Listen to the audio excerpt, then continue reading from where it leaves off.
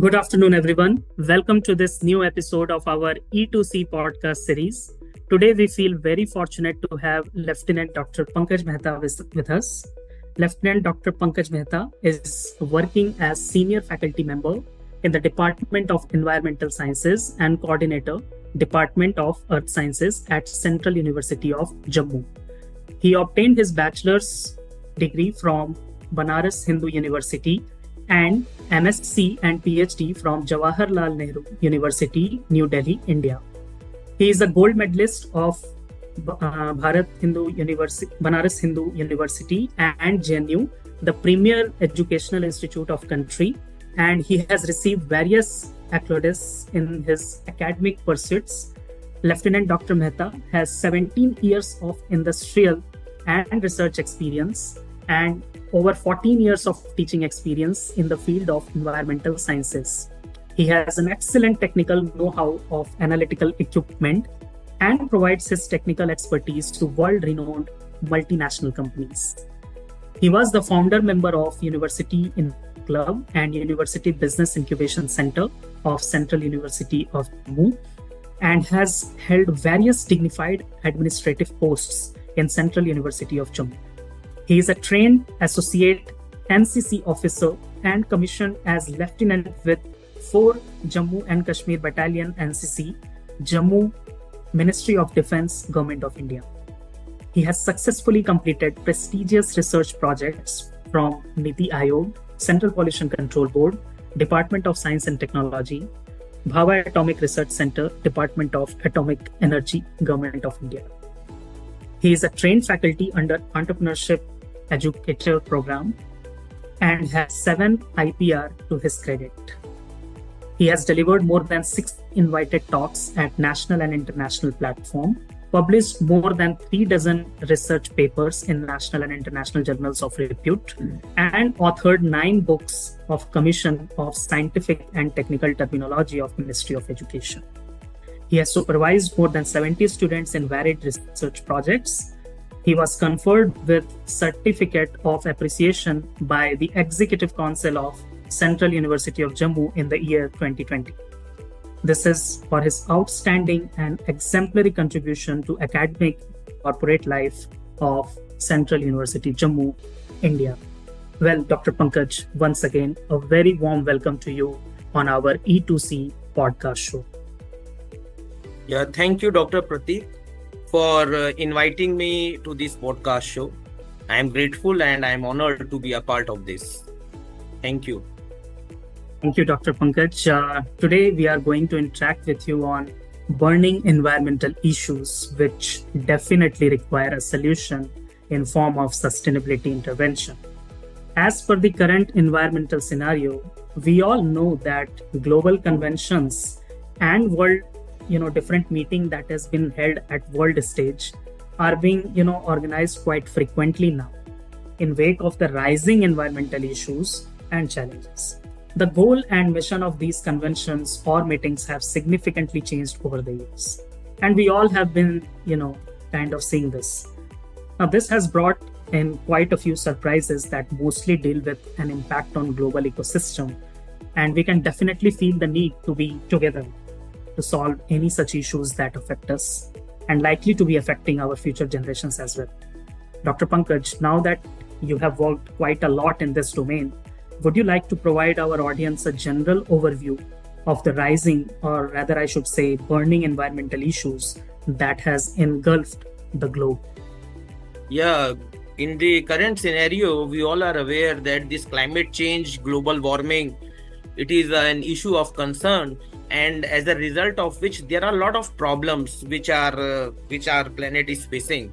And today we are going to discuss about this glacial melting, how these glaciers are retreating, how carbon emissions are going up, greenhouse gases are increasing, and ultimately it is affecting the human life, the ecological systems, which are posing a greater threat for the biodiversity which is being present on this planet.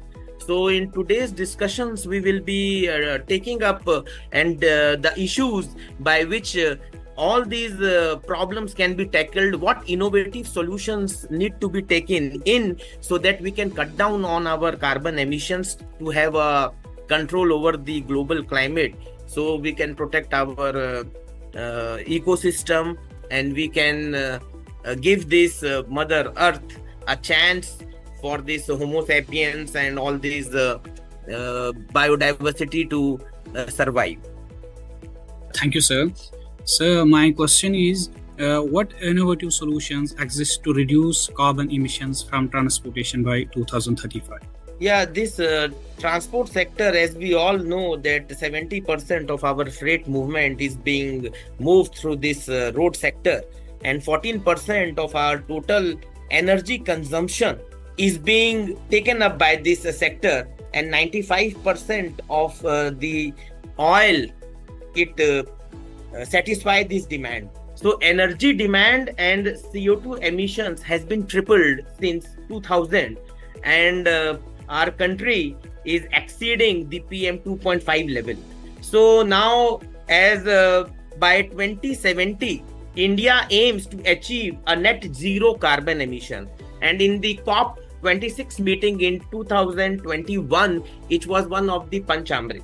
So a lot of innovative solutions need to be taken in if we really want to cut down this carbon emission. And there are, as you have asked me, what innovative solutions. So I would like to tell you that there are artificial intelligence driven solutions which need to be taken in, and there are various startups and companies which are currently working on this. To name a few companies like Beyond Limit, Brainbox, Watershed, and Plan A, they are utilizing the AI tools for carbon accounting, emission tracking, energy optimization, and decarbonization strategies. And there are various startups which are coming like Elbow, Tomorrow, Blue Sky, and they all are working to tackle the climate change by investing in carbon sequestration and in carbon offsetting. So the current need is to introduce the electrical vehicles and hydrogen fuel cell technology, and we need to enhance the efficiency of the IC engines, because in the transportation sector, if we need to carry out the research on the optimization of fuels and engines by which we can cut down this emission. To name a few of the innovative technologies, I would like to tell you that urban air mobility is the current hour of the need, where we can introduce electrical vertical takeoff and landing aircraft for short distances. And we all know that these air taxis need to be introduced by which we can alleviate the congestions on the road. And these vehicles can operate using the sustainable energy sources, offering an efficient alternative for the traditional ground transportation. Simultaneously, we can work on this hydrogen fuel cell trucks, because hydrogen fuel cell technologies can be implemented in the heavy duty trucks, by which we can reduce the emissions from the freight transportation. And to add on to this, dynamic toll pricing. I would think that one innovative measure would be dynamic toll pricing, where we need to implement these toll pricing systems which need to adjust the fees based on the traffic congestion and vehicle emissions, by which the drivers or the people, those who are using, we need to incentivize the drivers to go for a greener mode of transportation or travel during the peak of hours, by which we can reduce the carbon emission. And the most important innovative technology is sustainable urban planning, because we need to introduce or prioritize the pedestrian friendly infrastructure, by which we can reduce the need for the car travel and encourage walking and cycling or the use of the public transit. So the cities need to be designed keeping sustainable transportation in mind, so the urban planners can minimize the carbon emissions while creating the vibrant and livable communities. So these kind of innovations, if we can introduce in the transport sector, I think we can cut down the carbon emission by doing or by introducing the hydrogen fuel cell technology, and introduce the electrical vehicle, and do research on the optimizations of the fuels and engines. Thank you, sir, for your invaluable insights on how transportation could be reformed by 2035. Now, sir, since the topic of today's discussion is burning environmental issues, so what more than the burning earth itself? We are undergoing a climate crisis right now, wherein the temperature of the earth is rising beyond acceptable limits, and we can't run off without ACs and stuff. So, sir, my question, because most of your work is aligned towards the study of glaciers, so my question is, how does the retreat of glaciers represent a significant environmental issues impacting global ecosystems and human populations, especially in the context of Jammu and Kashmir region, wherein the glaciers are of paramount importance? Yeah, you have asked a valid point, because we all know that glaciers are retreating around the world, and this story also holds true for our third pole, because these Himalayas are known as the third pole, and these glaciers, they play a very crucial role because it is the largest reservoir of the fresh water. So water resource management, Himalayan ecology, natural hazards, and climate change, all these things are being related with the melting of the glaciers. And I would like to tell you that as per the report of the WWF, these Himalayan glaciers the melting has been accelerated as a result of the global warming. And the glaciers in the regions, on an average, they are retreating by 10 to 15 meters per year. And the Khumbu glacier, which is the world highest glacier, it has retreated by over 500 meters in the past 50 years, as a result of which there is a decrease in the flow of water from the glaciers, which is having a significant impact on the local communities. So we all know that the agriculture, the people, those who are living the downstreams, for them, the drinking water supply, the agriculture, the hydropower generation, we all depend upon the glacial meltwater. Since the glaciers are retreating, or they are melting at a speed of more than 10 to 15 meters per year on an average, so it is going to put major insecurity for the water supply. And there is an article, if I come to this our region, this Gangotri glacier, which is in the Indian Himalayas, it has retreated by approximately 20 meters per year over the past few decades. And this Ganga river basin, which is heavily dependent on the glacial meltwater, these glaciers contribute 67% of its flow during the dry season. In the Indian context, the glacier feed rivers, it supports 40% of the nation hydropower. So coming to this context, this global warming, or this temperature, as you have said, which is increasing, it is because of the carbon emissions, the greenhouse gases, what we are emitting into the atmosphere, as a result of which temperature is rising. And one interesting point is this, that glacier melting also releases the methane into the atmosphere.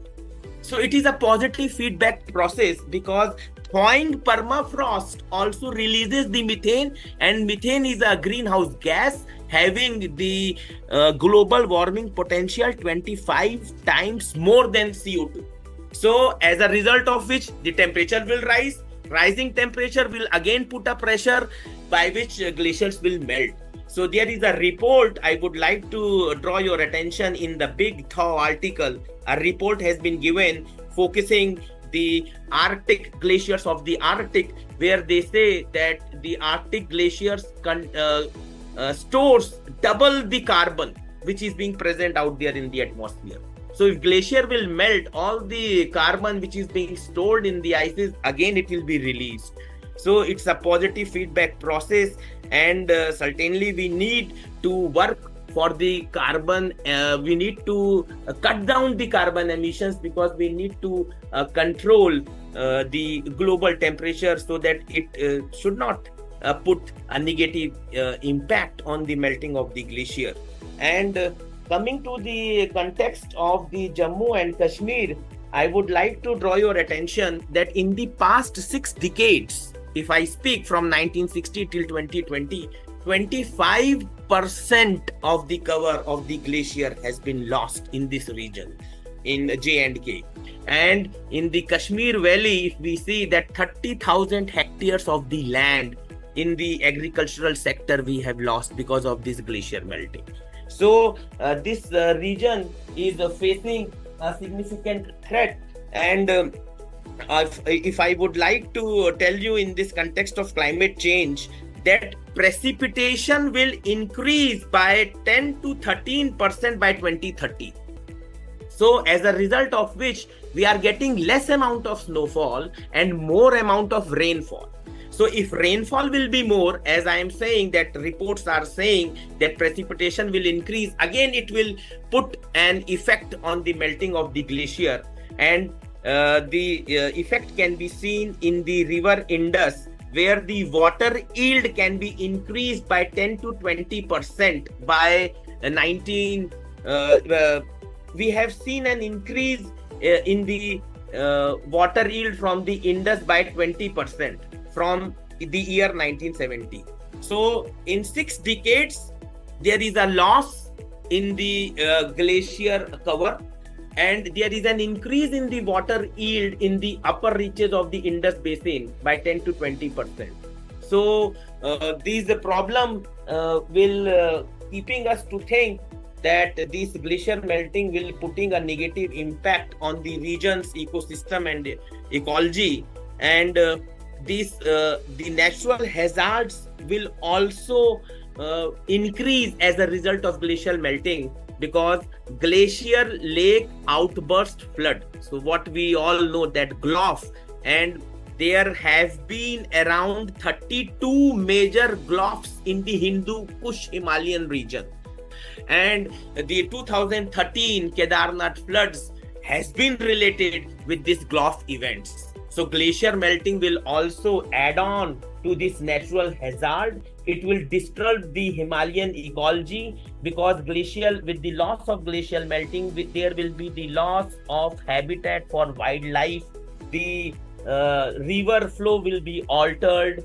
There will be a lot of natural hazard events, and rapid melting of the glaciers can destabilize the moraine dams, which can release to the there will be the sudden release of water with devastating consequences. So we need to cut down on the carbon emission, because this glacier melting is putting a very harmful effect on the human settlements, on the biodiversity of the region, and there will be insecurity in the supply of water. Because I would like to tell you that in this Jammu and Kashmir region, the glacier in the Pir Panjar, Kolahui Glacier, it is the fastest melting glacier here in this particular J&K. And if we speak about the Siachen Glacier, which is present in the Karakoram range, there though glaciers are melting, but in the Karakoram range, the receding is at a very slower pace. And the glaciers which are present in the Pir Panjal, they are melting at a very faster pace. So if I would discuss some data that the glacial mass loss, so a report says that from 1970 till 2020, we have tripled the amount of the glacial meltwater. So the glacial mass 10 centimeter water equivalent has been tripled. Now we are losing the glacial mass with the speed of 30 centimeter water equivalent. And 35, this Kolahai glacier has been receded by 35%. And on an average 10 to 15 meter, we are losing the cover.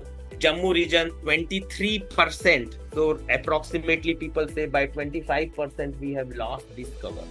So all these things are being related with this greenhouse gas emission, this carbon emission, which is responsible for global warming and putting an impact on the glacier melting. And as I have said, that once the glacier will be melted, it will also add on, they will also release the methane into the atmosphere. So again, it's a positive feedback process. So all these things need to be taken care of, and certain sustainable practices, as I have told you that what innovative measures can be done to reduce the air pollution by cutting down on the carbon emission through the road sector. Definitely we can, if we will start adopting all these steps, we can put a meaningful impact in controlling the glacial melting. Thank you so much, sir, for your valuable insight in the retreat of glaciers. Sir, as you, one of the world most biodiverse and iconic ecosystem is facing severe threat from climate change, pollution, and unsustainable practices due to widespread use of coral bleaching and rising ocean temperature. I must say degradation of water quality from agricultural runoff, and also other environmental stressors have put this natural wonder at risk of irreversible damage. So, Mike, I'm talking about the Great Barrier Reef. So, just I wanted to ask you a question. In light of the ambitious goal to extinguish burning environmental issue, today we are at the topic of burning environmental issue by 2035 for sustainable living. So, the current state of the Great Barrier Reef and the efforts being made to protect and restore it, can you please elucidate the effectiveness of existing conservation measures and identify additional strategies that could be implemented to mitigate these type of threat facing the reef and ensure its long-term survival? Okay. Talking on to this Great Barrier Reef, which is in the northeastern coast of the Australia, it is the most iconic biological diverse ecosystem of the world. Now, as you said, that it is facing the threat from this current climate change, coral bleaching, and ocean acidification, as you have told. Before I tell you about the problem and I should give about the innovative solutions, what we can do, I would like to give a brief introduction about this Great Barrier Reef, because this reef, it started forming some 20 million years ago. And this reef was discovered in 1770 by the Captain James Cook when he was sailing through this part. And this place was visited by the marine biologist and environmentalist. So Charles Darwin in the year 1836 has described about this reef, about the structure of the coral reef and its distribution. So this Great Barrier Reef, it has been designated as a UNESCO World Heritage Site in 1981. And currently the problem what this reef is facing, it is because of the climate change. The rising sea temperature, ocean acidification, and extreme weather events which are associated with the climate change, they pose a significant threat to this reef. So the increased sea temperature, we all know that global warming is taking place, so temperature is rising. So this increased sea temperature, it triggers the coral bleaching event. And to tell you about this coral bleaching, what does it mean? That if temperature of the water is more, due to stress, the coral expels the alga which is living in their tissue. So as a result of which these corals became more sensitive, that their susceptibility to disease and mortality is being increased, because they are expelling the alga which are living in their tissue due to stress which is caused by the high sea temperatures. And these corals are termed as the bleached corals, which are more susceptible to disease and mortality, and it leads to the widespread damage to the reef ecosystem. So this is the coral bleaching, and this phenomena is very frequent because of the rising temperatures. this symbiotic relationship between the coral and alga is being disturbed. Coming to the ocean acidification part, because of ocean acidification means the availability of the carbonate ions is being reduced, and these carbonate ion, because once the oceans are being acidified, it means there will be less amount of carbonate ion, because water is alkaline because of carbonates, bicarbonates and hydroxide. So if there will be less availability of the carbonate ions, so these reduced availability of carbonate ions will put a pressure again on the corals, because they need carbonate ions to build up their skeleton, because corals are calcium carbonate in nature. So by the reduced amount of carbonate ions in the ocean water, their skeletons will not be developed, because they need to build their skeletons. So because of this ocean acidification, again there is a problem. And these extreme weather events such as cyclone and storms, they cause physical damage to the coral reefs and disrupt their ecosystem dynamics. So coral bleaching, ocean acidification and extreme weather events are the potential threats to this Great Barrier Reef. And to add on to this, pollution, overfishing and coastal development, they are also posing a threat. And under this pollution aspect, pollution from agricultural runoff and industrial activities, they are posing a threat to the water quality, because we know that coral lives in a very the water which is not polluted, because if the pollution level will be more, if there will be more of the pollution, corals will die automatically, they will die. So they also indicates the water quality. So because of this pollution level, it is also bringing a threat to their existence. And excessive nutrients, the excessive nutrients which are being released from fertilizers, it leads to algal bloom, which smothers the coral and disrupt their symbiotic relationship with algae. So again, their symbiotic relationship with the algae is being disturbed because of the algal bloom, high temperature making them to expel the algae from their tissues, and overfishing. By doing overfishing, and where the key species are being overfished, like herbivore fish, if we do the fishing of the herbivorous fish and predators, again we are disrupting the ecological balance of the reef ecosystem and undermines their resilience to the other threat. For example, if we do the overfishing of the herbivorous fish, it leads to algal overgrowth, and algal overgrowth competes with the coral for space and resource. So again, there is a problem. So in coming to the coastal development, where port expansions, dredging and coastal infrastructure projects, they are also damaging this reef. So the habitat destruction, sedimentation and pollution, these are the problems which are posing a greater threat to this Great Barrier Reef, and we need to address these issues, because this Great Barrier Reef, we need to ensure its long-term survival for future generation. So crucial protecting steps, innovative strategies need to be taken in for protecting this reef. And among these innovative measures, to name few, coral assisted evolution. When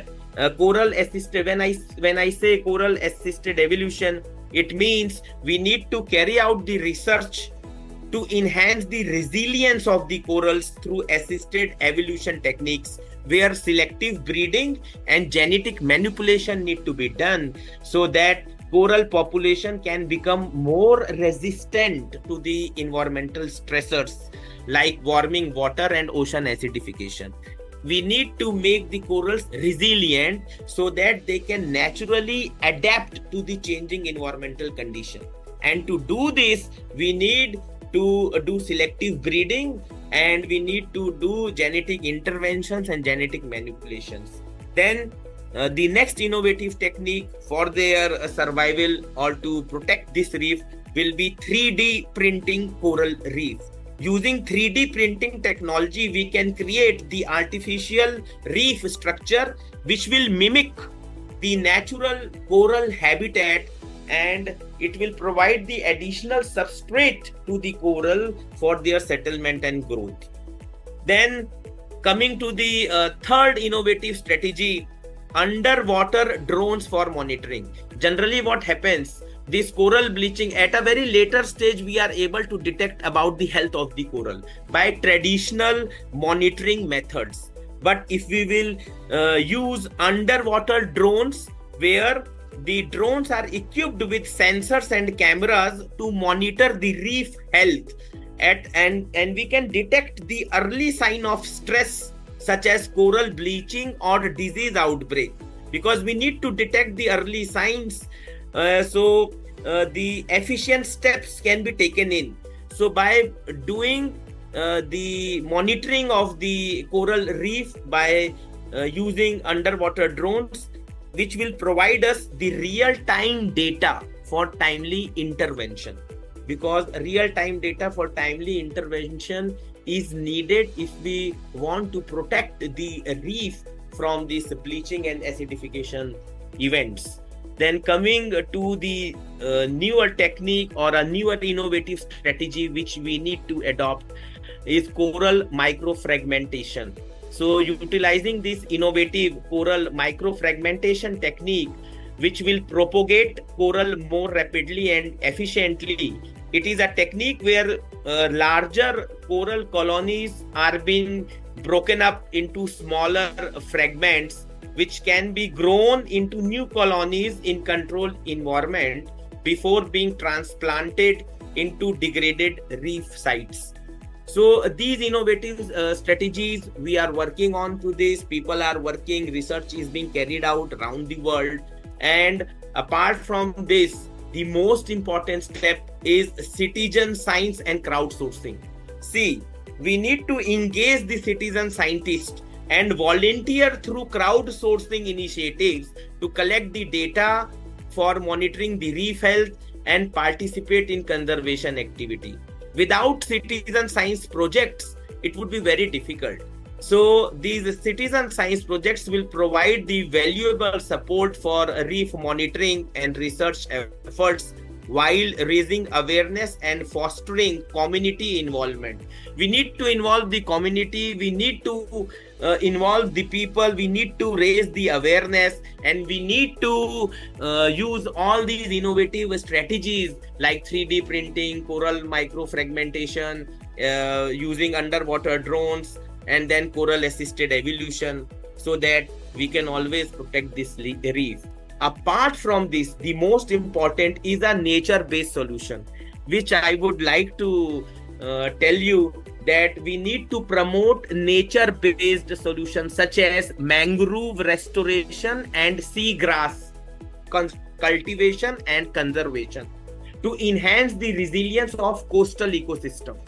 If we will enhance the resilience of the coastal ecosystem, definitely we are going to protect the coral reef from land-based pollution, sedimentation, and erosion. So among this nature-based solution, we need to protect or restore mangroves and seagrass, because healthy mangroves and seagrass beds, they provide essential habitat and ecosystem service that supports reef health and function. So by combining innovative strategies with traditional conservation approaches and the ongoing research effort, we can always enhance the resilience of this Great Barrier Reef and safeguard this iconic ecosystem for future generation. So the time has come that we need to work out, and the international collaborations are already being made to protect this Great Barrier Reef. And if we see that in today's scenario, the problem is of the carbon emission, then global warming, then glacier melting, and effectively as a result of climate change, what we are seeing that there are hydrometeorological events which are taking place around the world, and cyclones, storms, floods, droughts. These hydrometeorological events which are being raised because of these climate change events, they are posing a greater threat to the humanity, to the ecosystem, and to the globe as a whole. Thank you, Dr. Pankaj, for your great insights on all the questions that has been asked by the audiences. And I'm sure our listeners would be noting all those points and getting to know that how important it is to accept the innovative solution and technologies which is related to the green energy. Well, thank you so much, Dr. Pankaj, once again. And, we discussed a lot about, these green and innovative solutions related to various sectors of the environment and ecological challenges that we are facing currently. We started with the discussion on the rising congestion issues in transportation sector, and where the urban mobility need to be relooked, and how an alternative solution such as hydrogen fuel, which we just discussed now, needs to be incorporated to curb the transportation pollution. We need to prioritize the friendly pedestrian design where non-fuel based vehicles could be widely promoted as well as accepted in times to come, especially when we talk about the developing countries. We also discussed the global issues regarding glaciers, which play a crucial role in the field of climate change.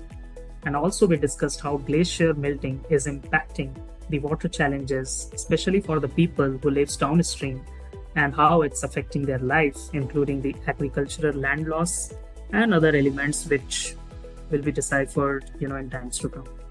Hopefully not. We also discussed how global warming is not only enhancing the effect of glacier melting, but its melting itself releases the greenhouse gas, including methane, which you term, Dr. Pankaj, as positive feedback. It's a very nice term that I have noted, in my memory as well. So overall, we need to work on carbon credit to arrest such phenomenon. And also, we discussed how water in major global rivers, including the Indus River, which have been impacted due to the glacier melting, and which is significantly increasing every decade. Not just Indus River, but I would guess that every major river in the world which is facing this ecological imbalance due to the carbon emission are facing such issues. So we definitely need to cut down the carbon emission. We continued our discussion on the Great Barrier Reef, which is situated in the northeast coast of Australia, which is facing a major ecological impact, and how you discussed that the coral bleaching, which is another interesting term, is causing the disruption of the ecological balance and are further mortalizing the specific organisms which are the pivotal, I would say, the wildlife that are a part of Great Barrier Reef. We discussed on how the genetic modifications of organisms could be thought as an alternative or as a part of innovative strategies and solution to further preserve the Great Barrier Reef ecology. We discussed 3 to more, innovative strategies, which I'm sure our audience and listeners would have noted and would like to revisit your podcast and would like to listen to all those strategies, I'm sure. And once again, Dr. Pankaj, it was an absolute pleasure to host you on our EcoCast podcast series. Thank you so much. Thank you, Dr. Pratik, and it was my pleasure to be a part of this Eco podcast.